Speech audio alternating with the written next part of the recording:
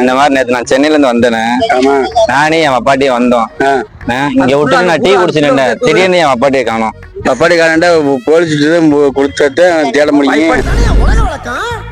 அப்பாட்டி காணும்னு சொல்லக்கூடாது. நான் கலையை முடிச்சு வந்தேன் அப்படின்னு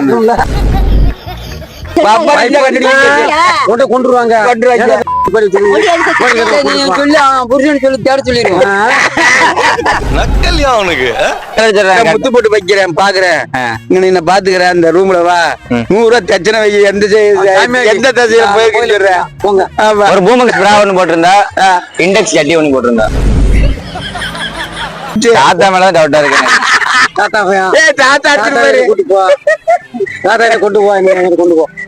சரியில்லை. நீங்க 2 பேரும் தான். நான் ஜோசியம் கட்ட சொல்லிட்டேன். கிழக்காம நீங்க 2 பேரும் தான் செஞ்சு ஜெயிலா இருக்குன்னு நினைக்கிறேன். கிழக்காம போய் எங்க வச்சிருக்க சொல்லுங்க. எவ்வளவு சொல்லலாம்?